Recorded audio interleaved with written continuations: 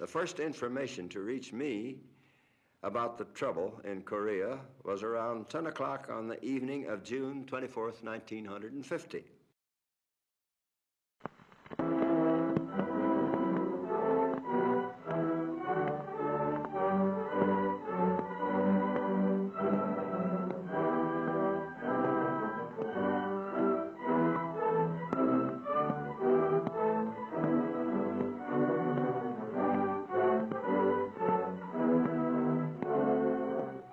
It is the end of World War II, 1945. The USA had just won the war and are celebrating their victory in Europe. The Soviet Union had become one of the biggest military forces, which took up the majority of Eastern Europe and had gained a lot of land from Japan and Finland. Japan's 35-year-long rule over the Korean peninsula had come to a close. General Douglas MacArthur issued a surrender that forced Japanese rule out of Korea. Soviet Russia went and took the north of Korea, while the U.S. occupied the south of Korea. The regions were divided along the 38th parallel, a horizontal border that corresponds to the Earth's 38th degree latitude circle. The parallel was only a temporary border that marked the two regions of Soviet and U.S. rule until Korea could gain independence and its own government. It was originally planned that both the North and South would become independent as a whole country and have its own government. However, the Soviets refused to give up the reign in the North, so the South held its own election. Syngman Rhee was then elected president in the Democratic South, while in the North, Kim Il-sung was appointed leader. It is now 1950. The North launched an attack on the South to try and take the whole of Korea. The North's militia is much stronger than the South's. They had conquered most of the peninsula and pushed the South's troops to Busan. The UN sent an army of 16 countries to aid the South under the command of General Douglas MacArthur. Combat was not easy. Korea is a country with brittle winters and scorching summers, making conditions harsh to fight in. Malnutrition and disease were very common worries among the troops. The armies were at a stalemate, with the South defending the small area of Busan. They stationed troops all around the perimeter, causing the land to be neither gained nor lost. U.S. naval reinforcements came into aid, and Seoul was regained along with the rest of South Korea. It was with the deepest personal regret that I found myself compelled to take this action. General MacArthur is one of our greatest military commanders. But the cause of world peace is much more important than any individual. President Truman and General MacArthur had been butting heads on what to do when it came to the goals of the war. Truman looked at the war as an opportunity to stop the spread of communism, an economic and political system where the government owns and runs everything, and is led by a single party with a dictator. While MacArthur wanted to completely wipe out the Soviets' rule using brute force with no ceasefire in mind. Completely ignoring the commander-in-chief's wishes to stay out of North Korea, MacArthur crossed the 38th parallel into the north and took Pyongyang, North Korea's capital. Truman had feared a Chinese response if MacArthur entered the north. Truman's fear became a reality. Communist China sent secret troops in to help the north, and MacArthur suffered great losses and was driven out of Pyongyang, back to the 38th parallel.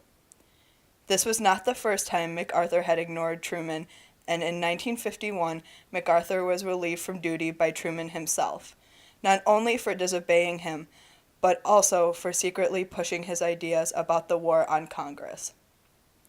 Once again, the North and South are at a stalemate, and now it's at the 38th parallel. Government officials started to work towards an end to the war, but it was looking like war would only continue. Dwight D. Eisenhower took over at the White House in 1953 and was set on ending the war. But Stalin, the dictator of the Union Soviet Socialist Republics, aka the USSR, wanted to keep the war going, but passed away that same year.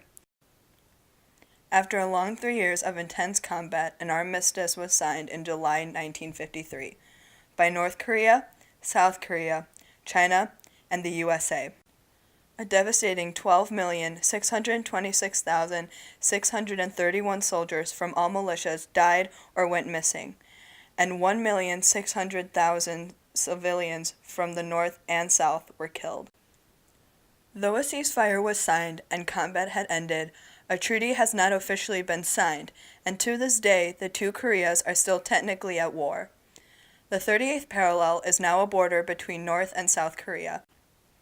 It runs 160 miles west to east and is 2 miles wide.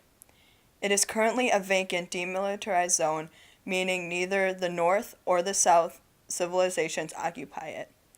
This allows only armed troops and authorized personnel to guard the borders 24 hours a day. Two new but very different Koreas now stand. It has been a little more than 65 years since the armistice was signed, and the neighboring countries couldn't be any more different. North Korea has become one of the most mysterious hermit countries. This was due to the influence of the 3-year-long Kim dynasty. They are not only respected greatly but worshipped as gods. The citizens believe that everything that is amazing exists because of them. Today, the country is smothered by the Kim's communist government and brainwashed into extremely nationalist views. North Korea's current dear leader, Kim Jong-un, the grandson of Kim Il-sung, who stood ground during the Korean War, indulges in a lot of foreign, specifically American, activities, such as watching NBA basketball and American films. Citizens, however, are not allowed to access any content, like movies, sports, or games. The only access they have to the world is through old smuggle films gained through illegal sellers, while the TV programs and news channels they see daily are all propaganda that glorify the country. Only a sliver of the population are extremely wealthy and live in Pyongyang, North Korea's capital. Majority of the citizens are drastically poor in comparison and are dispersed throughout the country. The South, however, is led by President Moon Jae-in and is run as a democracy. Citizens live in lively homes and apartments, with freedom to a wide variety of activities and entertainment at their disposal. This includes exposure to multicultural content. South Korea itself has a thriving entertainment industry, anything from TV shows known as K-dramas to music. The most popular genre of music is known as K-pop, which has recently been gaining major recognition worldwide by boy group BTS, the first ever Korean music act to chart and win major awards in the US.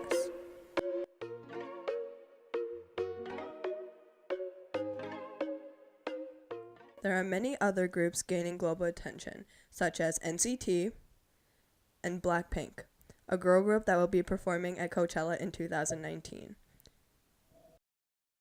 Not only are the two Koreas different in terms of culture and government, but when it comes to the country itself, there are major differences to compare as well. The population of South Korea is 51.47 million, while the North has a population of 25.49 million, which is a 25.98 million difference. South Korea's GDP, or gross domestic product, is 1.531 trillion USD, which is over a 124% increase from North Korea's 12.83 billion USD. In a similar case, South Korea's infant mortality rate is 2.8 deaths per 1,000 births, and in North Korea, it is 19.5 deaths per 1,000 births. The average life expectancy in the South is an average of 82.02 years, while the North's life expectancy is an average of 71.68 years. 95.1% of South Korea's population has access to the internet, while the North has 0% with access to the internet. Overall, the difference between the statistics of each country is highly notable. It is evident that the South has much more success than the North. In contrast, the North has evolved less, and the South has thrived greatly since the end of the Korean War.